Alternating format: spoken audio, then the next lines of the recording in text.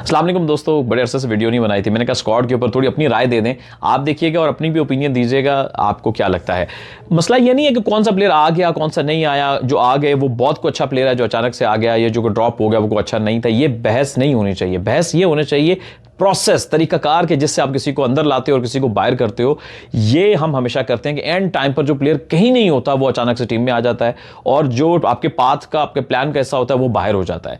ये प्रोसेस गलत है। इसकी वजह से हमने कई प्लेयर तबाह किए, प्लेयरों का कॉन्फिडेंस जीरो हो जाता है, उनका सिस्टम पे एतमाद जीरो हो जाता है। This is the bigger problem. चलिए 1 to 1 थोड़ी डिस्कशन करेंगे। जैसे जो मुक्ता बहस की जो चीज़ें हैं, फ़हीम अशरफ की इंक्लूजन हो गई, जैसे कुछ और नाम आपके अचानक से आ गए, फिर जो जैसे सुफियान मुकीम नहीं है, आमिर जमाल को आपने ड्रॉप कर दिया है, आपका स्पिनर सिर्फ को एक है, इरफान नियाजी ड्रॉप हो गए हैं, और इस तरह की जो बहुत इंपॉर्टेंट टॉपिक हैं, इस पर थोड़ी सी लॉजिकल बात करने की कोशिश करते हैं। फ़हीम अशरफ से स्टार्ट करते हैं, जो कि इस वक्त ज़्यादा नुक्ता है बहस बनने में। फ़हीम अशरफ एक अच्छे प्लेयर हैं, इसमें कोई शक की बात नहीं है। फ़हीम अशरफ के अंदर अच्छी सलाहियत है, वो भी कोई शक की बात नहीं है। लेकिन अगर वो इतने अच्छे हैं तो आपने उनको पहले क्यों नहीं सिलेक्ट कर लिया? फिर तो आमिर जमाल को आपने क्यों सिलेक्ट किया? कैरी आप आमिर जमाल को कर रहे हैं पूरे साल से, आप जब से उसने ऑस्ट्रेलिया में, और वो बहुत अच्छा प्लेयर है। प्लेयर को थोड़ा बना खिला के कॉन्फिडेंस दे के प्लेयर बनता है। 2-3 वनडे खेले टोटल, आप उसको जज कैसे कर सकते हो, या किसी भी प्लेयर को? फ़हीम अशरफ जब बाहर हुआ था, प्रोसेस को अंडरस्टैंड करें, वो इसलिए हुआ था कि उसका 100 से ऊपर विकेट टेकिंग एवरेज चला गया था, और बैटिंग में वो उस तरह परफॉर्म नहीं, क्योंकि स्पिनर पे फ़हीम कमज़ोर हैं, पेस पे हिटिंग अच्छी कर लेते। लेकिन फ़हीम की जो हिटिंग है वो PSL में है, फ़हीम की हिटिंग पाकिस्तान के लिए नहीं है। फ़हीम को बहुत अपॉर्चुनिटी मिली, टैलेंट को कोई प्रॉब्लम नहीं है फ़हीम का, is a very good talent, but execution में बिल्कुल प्रॉब्लम है, 100% प्रॉब्लम है। जितने मैचेस आपने फ़हीम को दिए हैं, आमिर जमाल को उसके आधे भी दे दें तो शायद उससे ज़्यादा परफॉर्म करेगा। तो ये प्रोसेस गलत है, this is process is wrong. मेरी दुआ है कि फ़हीम सिलेक्ट हुआ है तो अपना वो बेस्ट पोटेंशियल दे पाकिस्तान के लिए। दूसरा नुक्ता जो है वो सुफियान मुकीम है। ये कैसे ड्रॉप हो गया? वो तो एक्सपेक्टर स्पिनर है, वो हाथ से रीड नहीं होता, वो थोड़ा सा तेज भी है, क्विक भी है, हाइट भी अच्छी है। ये तो आपके एक्सपेक्टर स्पिनर होते हैं। अबरार भी है, लेकिन लेफ्ट आर्म जो लेग स्पिनर होता है वो अलग तरह की वैरायटी लाता है। तो दूसरा स्पिनर तो हर हाल में होना चाहिए था। आप बहुत ही आराम से उस्मान खान को सिलेक्ट ना करते। अगर आपको ये लग रहा है, देखिए I hope Usman Khan select हुआ है, पाकिस्तान का प्लेयर है, आई विल बैक, हम सब बैक करेंगे, लग रहा है वो सबसे बेस्ट खेले। लेकिन आपने देखा कि वो आप पहले भी रन्स कर रहा था, लेकिन जब थोड़ी सी मुश्किल पिचेस आई तो वो प्रॉब्लम आ, क्योंकि आपको डोमेस्टिक क्रिकेट कमजोर है, वहां प्लेयर की वीकनेस नहीं हाईलाइट होती। आपको पता है कि वो बाउंसर अच्छा नहीं खेल सकता, सर स्क्वायर पे शॉर्ट बॉल खेलता है, बॉल थोड़ा ब्रेक होगा, स्पिन होगा, तेज बॉलर लगेगा बॉडी पे, उसको प्रॉब्लम आएगा, उसके मसाइल ज्यादा हैं उसके पॉजिटिव से ज्यादा। अच्छी बात यह कि वो दिलेर खेलता है, जब वो आपके प्लान का हिस्सा नहीं है तो लास्ट मोमेंट पे उसका आना गलत है। दिलेर प्लेयर है, अल्लाह करे अच्छा खेले, लेकिन ये बिल्कुल आप बड़े आराम से सुफियान मुकीम को रख सकते हैं। दूसरे विकेट कीपर की आपके स्क्वाड के अंदर जरूरत नहीं है, इंजर्ड हो जाता है तो आप उसको बुला सकते हैं। फिर दूसरी बात ये है कि आपके जो आपने जिस तरह से एक्सक्लूजन की है, आकिफ जावेद का होना बहुत इंपॉर्टेंट था।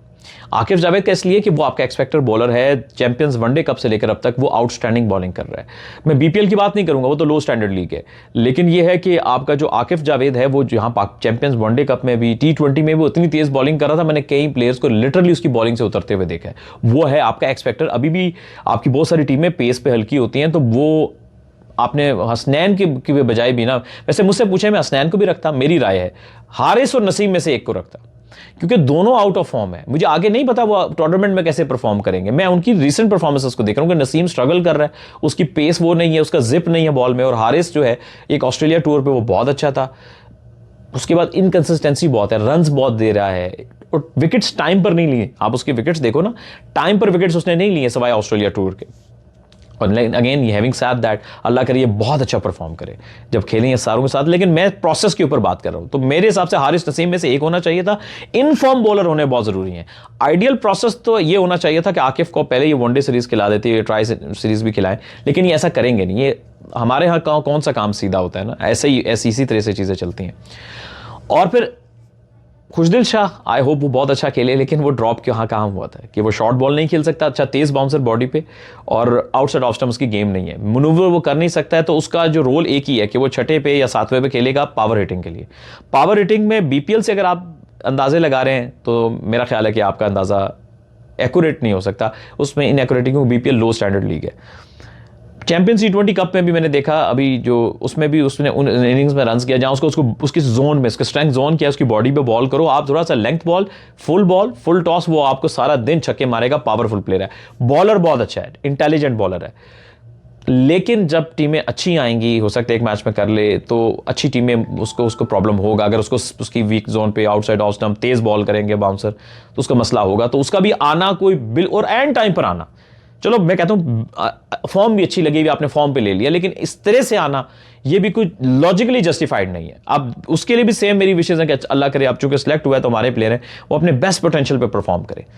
फिर इरफान खान नियाजी, आपने छठे नंबर पे बहुत से प्लेयर ट्राई किए, वो स्ट्रगल कर रहे थे, वो नहीं परफॉर्म करे। इरफान नियाजी का ये था कि बैटिंग में आप उसको बना रहे हो ना, आप इन्वेस्ट कर रहे हो, आउटस्टैंडिंग फील्डर, वो आपके रन्स बचाएगा, एक बहुत फुर्तीला, और फिर उसके पास शॉट्स दोनों तरफ है, गेम अच्छी है, एक्सपीरियंस कम जरूर है इस फॉर्मेट में, गेम अच्छी है।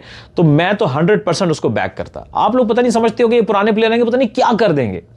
सर मेरा ख्याल ये है कि जब आपके पुराने भी बुरी तरह से फेल होते हैं आईसीसी इवेंट्स में, तो नए टैलेंटेड लड़के, इसकी टांगों में जान है, जो कुछ करना चाहता है, फ्रेश लेग्स है ना, तो उसको या तो उससे बहुत बेहतर प्लेयर मौजूद हो तो फिर समझ है। जब आपके पास चॉइसेस ही लिमिटेड है तो मेरे ख्याल से हर हाल में इरफान खान नियाजी को खेलना चाहिए था, पाकिस्तान के स्क्वाड में होना चाहिए था, मेरी ये राय है। और उसके ऊपर एक लॉजिक के हिसाब से जिनको आपने कैरी किया उनको आपने बहुत सारे नामों को अचानक से बाहर कर दिया, और जो नहीं थे कहीं भी उनको अचानक से आप ले आए, तो ये पैनिक बटन इसको कहते हैं। ये प्रोसेस गलत है, मैं प्लेयर के बजाय प्रोसेस को गलत कहूँगा।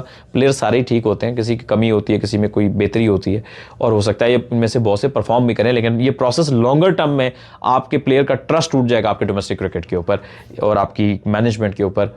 मेरा जो नुक्ता एतराज़ है वो इस बात के ऊपर है। बहरहाल प्रोसेस को ठीक फॉलो करें, वक्ती फ़ायदे के लिए लॉन्ग टर्म प्रोसेस में कभी कॉम्प्रोमाइज़ ना करें, जो हम हमेशा करते हैं। जिस दिन हमने वक्ती फ़ायदे के लिए लॉन्ग टर्म प्रोसेस पे कॉम्प्रोमाइज़ करना छोड़ दिया, उस दिन हम दुनिया की टॉप टीम बनेंगे और हमें आगे